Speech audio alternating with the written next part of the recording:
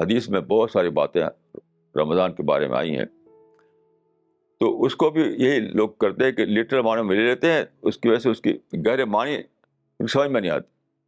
مثال کے طور پر حدیث میں ہے کہ صفت الشیاطین، رمضان کے مہینے میں شیاطین باندھ دیے جاتے ہیں۔ تو لوگ سمجھتے ہیں سچ مچ کہیں باندھ دیا جاتا ہے، کہیں باندھ کے کوٹھے میں ڈال دیا جاتا ہے، یہ مطلب نہیں ہے۔ سچے روزے دار کی نسبت سے وہ بندھ جاتے ہیں، اس کا مطلب یہ ہے۔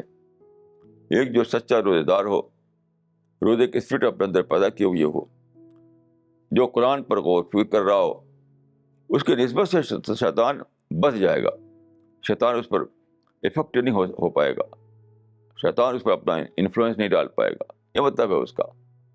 تو آپ کو روزہ جو ہے آپ کو اس طرح سے تیار کرتا ہے، اس طرح پریپیئر کرتا ہے آپ کو کہ شیطان آپ کے اوپر اپنا انفلوئنس نہ ڈال سکے، یہ مطلب ہے اس حدیث کا۔ لٹرل معنی لے کر کے لوگ سمجھتے ہیں کہیں شیطان کو باندھ دیا گیا ہے، کہ جزیرے میں ڈال دیا گیا ہے، یہ مطلب ہرگز نہیں ہے۔ اگر آپ نے اپنے کو تیار کیا تو شیطان آپ کے لیے بچ جائے گا، اور نہ تیار کیا تو شیطان کھلا رہے گا آپ کے لیے۔ رمضان کے مہینے بھی آپ کو پکاتا رہے گا۔ اور دیکھیے آپ جس طرح سے کھانے پینے کی دھوم مچتی ہے، وہ شیطانی کا بہکاوا تو ہے وہ۔